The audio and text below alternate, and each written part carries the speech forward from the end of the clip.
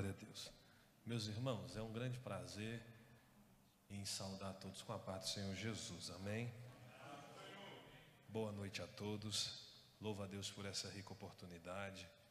E quero sem demora pedir àqueles que podem, Jeremias capítulo 18, verso 1 em diante, para nós fazermos uma leitura nessa noite e externarmos a Deus a nossa adoração. Desde já eu quero louvar a Deus, porque Deus tem sido fiel até aqui. O nome do Senhor tem sido glorificado na minha vida, na vida da minha família. E louvo a Deus por essa oportunidade. Quero aqui agradecer a amizade da missionária Vanilda, é uma amiga ali de Goiânia. Tenho um prazer de pregar na igreja dela já há um tempo. E quero louvar a Deus pelo anjo da igreja, pastor Cláudio, por nos conceder a tribuna para nós apregoarmos a palavra. Louva a Deus pela missionária, por nos conceder o convite. E a nossa, aleluia, amiga também, que é amiga da Vanilda. Amiga da Vanilda se torna nossa amiga também. Deus abençoe. Jeremias capítulo 18, você que pode, tem uma rápida palavra para o nosso coração, mas eu tenho certeza que com muita simplicidade Deus irá falar contigo. Jeremias capítulo 18, verso 1 em diante, assim diz a palavra. A palavra do Senhor que veio a Jeremias, dizendo: levanta-te e desce à casa do oleiro, e lá te farei ouvir as minhas palavras. E desci à casa do oleiro, e eis que ele estava fazendo a sua obra sobre as rodas, como o vaso que ele fazia de barro se quebrou na mão do oleiro, tornou a fazer dele outro vaso, conforme o que pareceu bem aos seus olhos fazer. Como o vaso que ele fazia de barro se quebrou na mão do oleiro, tornou a fazer dele outro vaso, conforme o que pareceu bem aos seus olhos fazer. Amém? Glória a Deus. Com a Bíblia aberta você pode permanecer, sente-se glorificando e exaltando o nome do Senhor Jesus. Agora é eu e o tecladista até o final, em nome do Senhor Jesus. Amados irmãos, dentro de uma visão contemporânea, o reconhecimento ministerial, principalmente para os ministros da minha época, para os ministros dessa geração, se torna enviado, se torna viável pelos resultados. E tudo isso porque se espera resultados para se dizer que esse ministério é aprovado por Deus ou é bem sucedido. Mas quando nós olhamos para o ministério de Jeremias, ele vai contrariar todo esse dogma que nós criamos. Jeremias, ele vai contrariar toda essa visão contemporânea. Até porque, em seu tempo, Jeremias não apresentou resultados visíveis e físicos para que alguém o acolhesse como profeta, para que alguém acolhesse ele como ministro. Jeremias, ele vai contra a maré do nosso tempo. Jeremias, ele cresce sendo rejeitado pelo seu povo. Jeremias, ele profetiza por 40 anos e em vida não vê nenhuma das suas palavras ou das suas profecias sendo cumprida. Até porque ele termina a sua vida em um calabouço, morrendo com tuberculose. Tudo isso por amor do ministério, tudo isso pelo amor do chamado. Esse mesmo Jeremias, uma certa feita, olhou para os céus e perguntou a Deus se ele servia de chacota. Perguntou a Deus se o ministério dele servia de alegria para o Senhor, como um sinal de piada. Porque toda vez que ele ia de encontro à nação de Israel, o povo apontava para Jeremias e dizia: lá vem o profeta do juízo. Dentre esses 16 profetas que são conotados de Isaías a Malaquias, Jeremias, aleluia, é um dos 2 profetas que profetiza pré-exílio. E profetizar para um povo que não quer receber juízo é muito difícil.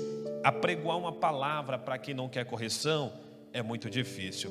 Esse Jeremias pensou em desistir por várias vezes e por várias vezes ele pensou em entregar o seu chamado, mas ele mesmo disse que toda vez que ele pensava em parar, as palavras do Senhor vinham ao seu encontro, ao ponto de lhe arder os ossos, e isso lhe dava força para continuar. Esse mesmo Jeremias que olha para esse povo e entrega uma palavra de condenação, é o mesmo de Jeremias que recebe uma grande visão no capítulo 18, que para mim se torna sensacional, para mim se torna um ponto-chave do seu ministério, porque o Deus que está cobrando desse povo, o Deus que está derramando juízo sobre essa nação, o povo que está padecendo pela sua apostasia, e esse povo que está apodrecendo pelas suas iniquidades, ainda assim tem um dono. E Deus queria mostrar para Jeremias que Deus só corrige o filho que ele ama, que Deus só corrige aqueles que estão no centro da sua vontade, que Deus só corrige aqueles que estão dentro do projeto. O capítulo 18 vai nos dizer que veio a palavra do Senhor a Jeremias, dizendo: levanta-te e desce à casa do oleiro, e lá eu te farei ouvir as minhas palavras. Olha que palavra interessante é essa: você se levanta e desce, e lá eu te faço ouvir. Se levanta e desce, e lá eu falo contigo. Pastores da minha retaguarda, igreja do Senhor Jesus, se Deus fosse esperar a nossa boa vontade para se levantar da posição a qual estamos, para Ele começar a falar, nós nunca ouviríamos a voz de Deus. É por isso que aqui no versículo 1 eu já vejo a misericórdia de Deus alcançando o ministro e alcançando a nação, porque o texto está dizendo: quando você se levantar e descer e for até a casa, lá na casa eu falo contigo. Mas perceba que para ele se levantar, para ele tomar posicionamento, ele tem que ouvir o chamado. Então automaticamente, antes dele chegar onde Deus quer, ele já está ouvindo a voz. E isso é misericórdia de Deus, oh glória. Alguém foi convidado para vir nesse culto, e alguém que te convidou falou: vamos lá no culto para você ouvir a palavra de Deus. Deus é tão misericordioso que antes de você chegar no culto ele já estava falando. Antes de Jeremias chegar na casa do oleiro, já era a misericórdia de Deus falando com Jeremias, porque para ele se levantar, aleluia, e descer, ele teve que ouvir. Era Deus dizendo: eu tenho algo para te falar na casa do oleiro, mas eu já estou falando contigo no meio do caminho. Se você tiver mãos para levantar, levante. Nessa quinta profética, Deus está descendo uma misericórdia sobre a vida de alguém, e Deus está dizendo para alguém: eu poderia esperar você chegar para falar, mas no começo do seu dia eu já comecei a falar contigo, e a minha misericórdia já te alcançou. Aleluia, aleluia. Só quem acredita que essa misericórdia está neste lugar. Levanta-te e desce à casa do oleiro, e lá eu te farei ouvir as minhas palavras. E desci, começa o verso 3. E desci, Jeremias ouve a voz, ele toma posicionamento, porque no momento deve estar em uma situação de prostrado, deve estar lamentando por alguém que não quer ouvir a voz, deve estar lamentando por um povo que se apostatou da fé. Só que quando ele ouve a voz de Deus, para ele se levantar e pegar posicionamento, ele levanta e desce à casa do oleiro. E Jeremias observa, quando ele chega na casa, que tinha um oleiro trabalhando na sua obra em cima das rodas. Olhe para cá para você entender. Deus queria dar uma visão muito poderosa para Jeremias em respeito ao povo, porque esse povo poderia estar sendo cobrado por Deus, esse povo poderia estar passando pela inescrutabilidade do céu, mas esse povo ainda é do Senhor. E quando Jeremias entra, ele percebe que o oleiro está trabalhando com barro nas rodas, ou na sua roda de trabalho. E eu observo aqui que só Deus pode agregar valor ao barro. Só Deus pode dar valor ao barro. Se eu perguntar para alguém aqui nessa noite, quanto que está o quilo da carne? Você vai me responder: pastor Gessé, o quilo da carne está para mais de R$32. Se eu perguntar para alguém aqui, quanto que está o litro da gasolina? Você vai dizer: deu uma baixada, mas continua caro, está R$4,89. Se eu perguntar para alguém aqui, quanto que está a grama do ouro? Você vai dizer: pastor Gessé, já passou de R$180 a grama do ouro. Tudo isso tem valor. Mas se eu ecoar uma pergunta neste tempo e dizer: quanto é que está o quilo do barro? Você não vai saber me responder, porque barro é desvalorizado e se acha em qualquer lugar. Aonde você for, tiver mato, tiver areia, tiver barro, você colocar uma pá, ali você acha barro. E barro neste momento por si só ele não tem valor. Sabe o que Deus está dizendo para Jeremias? Jeremias, o barro na sua localidade original é só barro. Mas quando eu, oleiro, tiro o barro de baixo e coloco na roda, é matéria-prima nas minhas mãos. Oh glória! Vou repetir para ver se alguém pega. Quem dá valor ao barro é o oleiro. Oh glória! Para quem caminhou com o oleiro e quis deixar o oleiro de lado, detalhe: você sem o oleiro é só barro, mas agora com o oleiro você é matéria-prima para se tornar um vaso nas mãos dele. Pastor Gessé, o barro só tem valor quando o oleiro agrega valor ao barro. Porque antes do barro estar na roda do movimento, o barro é barro e não tem valor. Mas quando o oleiro tira ele da sua, aleluia, da sua naturalidade e coloca ele na roda, o barro começa a pegar valor. E aqui começa o trabalhar do oleiro. Presta atenção, Jeremias. Olha como é que o oleiro está trabalhando. O oleiro está trabalhando com as suas mãos no barro. Perceba que o barro está na roda e não é vaso ainda, é barro sendo amassado. É o oleiro dando liga para o barro. O barro está na roda, não é vaso ainda, é barro. Mas para quem veio, está na roda, não tem formato de vaso, mas já está em movimento. Oh glória, oh aleluia. Não prega igual vaso, não canta igual vaso, não profetiza igual vaso, mas já está em movimento. E se tem uma coisa que o inferno se incomoda, é com gente que está em movimento na obra. Halamaia, subkebinaua. Levante essas mãos aos céus, que eu vim topado de Jesus nessa noite, e eu quero profetizar para quem está em movimento. Alguém olhou para ti e falou: não tem forma de vaso, não canta igual vaso, não prega igual vaso, deixa esse atribulado para lá, porque por mais que não tem formato, você está em movimento, porque está na roda do oleiro. Quer incomodar o diabo? Mesmo sem formato, sem estar na totalidade que Deus quer que você esteja, você já está em movimento. O barro não é vaso ainda, mas está em movimento. Oh glória! Está naquele primeiro amor, que não tem nem ainda terno para se vestir. Eu já passei por isso. Não tem nem um sapato para vir para o culto, mas pensa num crente que não perde um culto, porque está em movimento. Está naquela fase que a prova está batendo nele. Já tem um mês que ele come cuscuz, mas está em movimento. Oh glória! Não tem formato de vaso ainda, porque não tem carro, não tem casa própria, não tem chave, aleluia, de honra, mas está em movimento, porque sabe que foi o oleiro que tirou ele de baixo e colocou ele na roda. Deixa eu falar para quem veio: não se esqueça quem te tirou do lugar da desvalorização e te colocou na roda da movimentação. Pode não ser o vaso que Deus queria, mas está em movimento. Remanará subkebinaua. Valoriza! Valoriza!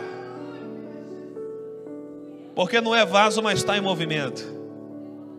O ruim é quando o pedaço de barro acha que é ele que está fazendo as coisas acontecer, e o pedaço de barro começa a se ensoberbecer e achar que ele que está dando totalidade para o seu ministério. Aí é onde o barro se engana. Porque, olhe para cá, o instrumento do oleiro é uma roda de madeira, que embaixo dela tem uma espécie de manivela que ele faz assim com o pé, ele faz assim com o pé. E quando ele está fazendo assim com o pé, a roda entra em movimento. Quem dá movimento ao barro é o oleiro. Quem está de frente é Jeremias, olhando para o oleiro e olhando para o barro em movimento.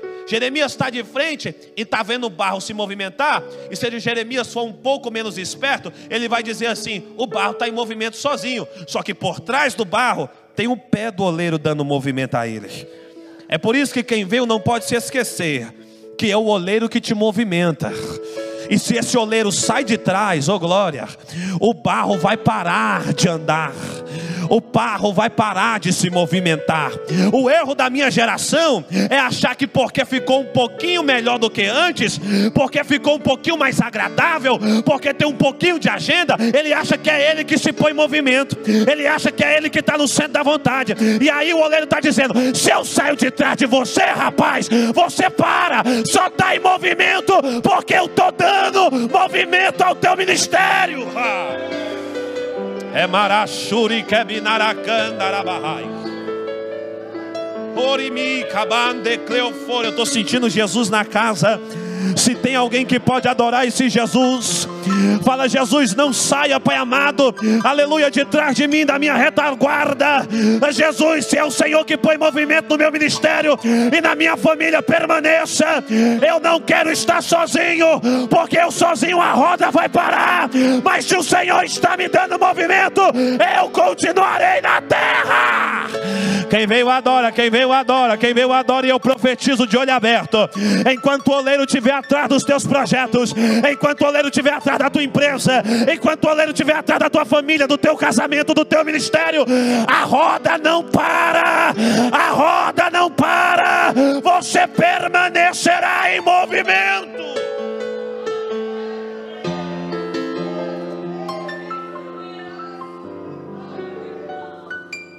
É porque pegou um pouco de projeção, saiu da qualidade de desvalorizado e agora está na roda e acha que é ele que põe movimento na roda. É ele que prega, é ele que canta, é ele que profetiza.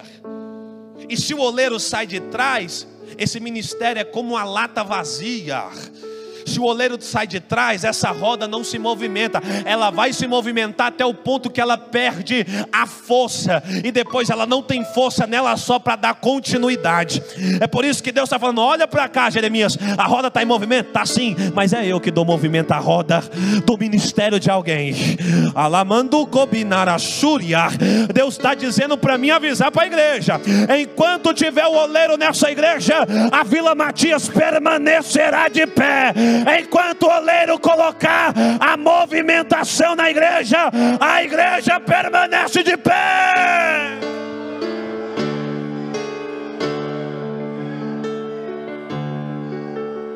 Está em movimento, mas é porque o oleiro te colocou em movimento. Ele está fazendo o quê? Ele está fazendo a sua obra no vaso, no barro. Ele está fazendo a sua obra no barro. E a obra do Senhor no barro machuca. Porque para ele se tornar um vaso, o oleiro tem que colocar a mão e tem que deixar as suas digitais, a sua marca. E se ele vê que não está agradando, ele amassa e começa de novo. Amassa e começa de novo. Pastor, está doendo, eu sei. É a obra do oleiro na sua vida. Pastor, está machucando, eu sei. É a obra do oleiro no seu ministério. Pastor, não estou aguentando, eu sei. É porque o oleiro está deixando marca em você. E para quem veio, quanto mais honra você tiver, mais Deus vai te amassar. Pastor Jessé, não entendi. Está sendo amassado muito, é porque é muita honra. Está sendo amassado pouco, é porque é pouca honra, oh glória. É muita prova, é muito vale, é muito deserto, né? É porque também é muita honra de Deus que vai vir para você. Quanto mais Ele te fere, quanto mais Ele te amassa, mais Ele te levanta na terra, mais Ele sopra o teu nome e mais Ele faz o nome dEle ser glorificado na tua vida. Quer viver pouco com Deus? Quer viver pouco com Deus? Permita Ele te amassar pouco. Quer viver muito com Deus? Permita Deus te amassar muito. Até porque a intimidade que Deus tem com o vaso, que está em formato ainda, que está sem formato, se criando, é através do molde. Deus, Ele olha para o seu futuro e vê que você já é um vaso lá no futuro. Mas no seu presente você é só um pedaço de barro em construção. Mas para você ser o vaso que Deus quer que você seja, você precisa ser um pouco amassado. Você precisa ser um pouco moldado. E isso é necessário porque por muitas das vezes Deus vai forjar o meu e o teu caráter. A gente acabou de sair da localidade de desvalorização. Chegamos na roda do movimento e às vezes já pensamos que isso é muita coisa. Aí Deus falou: se esquece não. Tu tá numa localidade diferente, mas ainda é barro. Está sendo trabalhado, está sendo lapidado. Eu sou filho de crente, nasci no lar cristão, a minha vida toda foi crente, mas chegou uma hora que o oleiro decidiu me amassar. Dos meus 15 aos meus 19 para 20 anos, o oleiro decidiu me amassar. E eu tentei achar culpado para aquilo, tentei achar culpado, procurei os meus pais, tentei achar amigos e familiares e achar culpado para isso. E quando eu criei intimidade com Deus, eu observei o mesmo que Jó observou. Antes, se tu não pegar, a coisa está feia. Eu conheci o Senhor de ouvir falar, mas depois desse processo eu conheço o Senhor face a face. Como que você vai conhecer a Deus se você não permite Ele te marcar? Como que você vai conhecer o Deus que te chamou se você não permite Ele te tocar?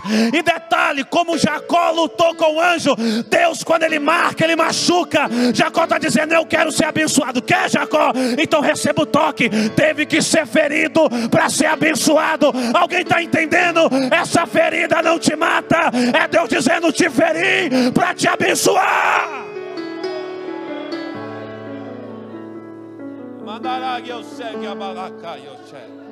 Olha aí, Jeremias, sou eu que trabalho no barro até ele ficar do jeito que eu quero. Ele está no processo de lapidação. Ele está no processo de lapidação. Só que enquanto Jeremias está olhando para a visão, aqui chega o ápice da visão. Como o vaso, olha só, não é barro mais, já é vaso. Já deixou de ser barro, é vaso. Como o vaso que ele fazia de barro, porque é vaso, mas ainda é barro. Como o vaso que ele fazia de barro se quebrou. Pastor Jessé ainda tem essa etapa? Tem. Sofreu, foi amassado, e quando virou vaso, se quebrou. Porque vaso, diferente da matéria bruta do barro, ele é mais delicado. Quando você era só barro, poderiam falar o que for, naquele primeiro amor nada te machucava. O pastor botava tu para limpar a igreja inteira, tu ia feliz. Quando tu era só barro, falava assim: tu vai passar a tarde toda na igreja, passando pano na bateria, no teclado, no violão e nas cadeiras. Tu falava: vou, pastor, tá tudo certo. Porque tu era matéria bruta, nada te machucava. Era aquele primeiro amor que vinha pro culto e saía daqui e ia pro monte. Era aquele primeiro amor que nada te parava. Culto no lar para você ainda era culto igual congresso. Não precisava de pregador famoso, não precisava de nome de cartaz. Aonde você estava que tinha a presença de Deus, você aguentava o baque, porque você era um barro em formação. Mas aí virou vaso, ficou delicado. Não é muita palavra que pode falar para o vaso, porque o vaso quebra. Não é muitas pessoas que vai com a cara do vaso. Não é todo mundo que pode sentar do lado, porque o vaso ele é exclusivo. E detalhe, Deus está olhando e está dizendo assim: o vaso é vaso agora, mas permanece sendo de barro. Não é aquela matéria bruta que aguentava tudo e agora virou um vaso, ficou delicado, que deixou de ser de barro. Ainda é de barro, só que agora é mais frágil. Porque antes era sem formato e agora tem formato. Agora não aceita muita coisa, agora não engole muita coisa. E qualquer trabalhar de Deus no vaso, se tu não pegar, eu paro agora, ele quebra. O trabalhar de Deus no barro é maravilhoso, porque é sem formato desse, Deus e ele continua: vai Deus, eu aceito. Mas agora quando ele virou vaso, Deus botou a mão, ele quebrou. Por que, Deus? O Senhor se esqueceu de mim? Eu não oro, eu não jejum, eu não faço a obra, eu não sou o teu vaso. Virou vaso, agora quer questionar o trabalhar de Deus. Era barro, Deus dava porrada e ele sorria. Agora só porque é vaso, Deus triscou, ele quebrou. Para quem entrou quebrado nessa noite, ferido e machucado, fica tranquilo, porque não é o teu estado momentâneo que te define, mas é a localidade que tu se quebrou. Pastor Gessé, não peguei, vou melhorar para ver se tu pega. O vaso está quebrado, tá. O vaso está machucado, tá. O vaso está ferido, tá. Mas o vaso está na mão do oleiro. Porque ele não se quebra porque caiu. Ele não se quebra porque foi atacado. Ele não se quebra porque foi caluniado. Ele quebrou na mão do oleiro porque está sendo trabalhado. E o oleiro está dizendo: enquanto está na minha mão está guardado. Enquanto está na minha mão está protegido. Enquanto está na minha mão, você é matéria-prima para eu fazer de você quantas vezes eu quiser. Com a mão levantada, continue, que eu profetizo nessa quinta profética. Deus mandou eu te avisar.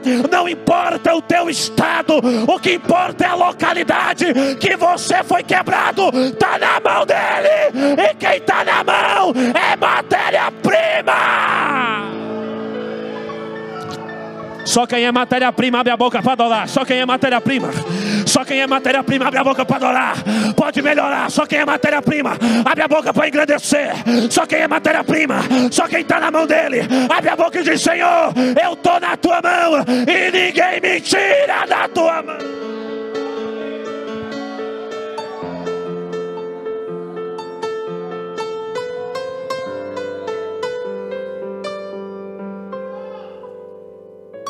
Como o vaso que ele fazia de barro se quebrou na mão, tornou a fazer dele outro vaso. O mais interessante é que o texto não termina com o vaso quebrado. O texto vai dizer que o oleiro pega os seus cacos, os seus pedaços, aquilo que foi quebrado, e faz dele outro vaso. O primeiro adorador, no livro de Ezequiel, na profecia contra o rei de Tiro e na sua lamentação, vai dizer que ele andava sobre as pedras afogueadas. Esse adorador tinha topázio, esmeralda, rubi em sua veste, e o seu nome declarava quem ele era, vindo das luzes.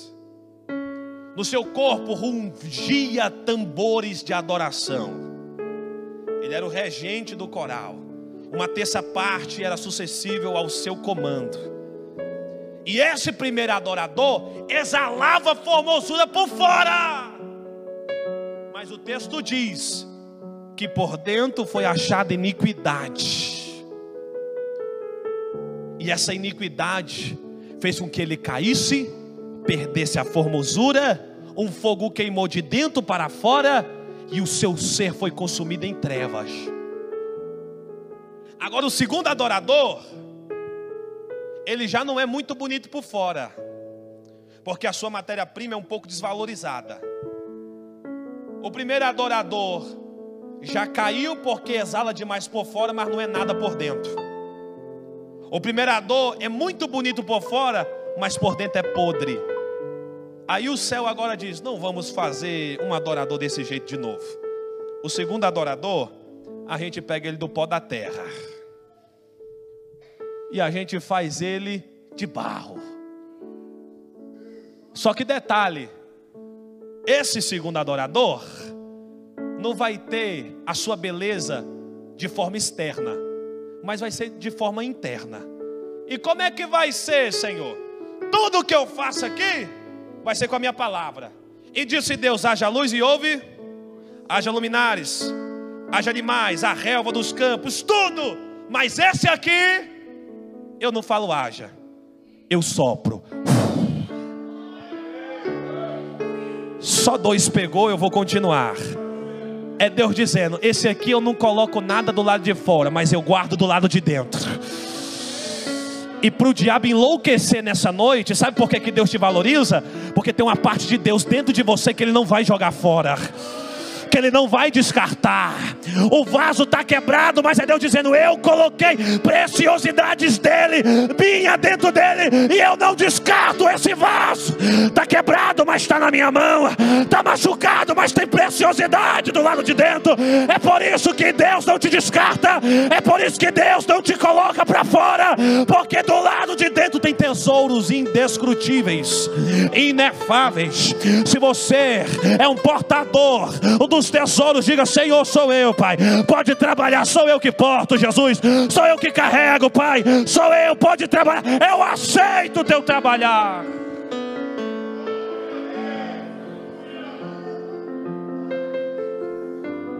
O diabo ficar endemoniado e se atribular lá no inferno, em vez de você carregar por fora.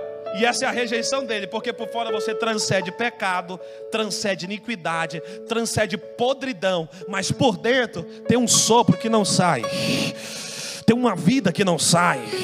E ele falou: façamos o homem a nossa imagem, conforme a nossa semelhança. Era o Pai, o Filho e o Espírito Santo dizendo: é nossa parte dentro do... receba agora, seja cheio o vaso agora. Receba agora, seja cheio agora. O vaso pode ser de barro por fora, mas ele tem uma parte de Deus dentro dele. E é por isso que o inferno não entende, porque Deus te ama de tal maneira.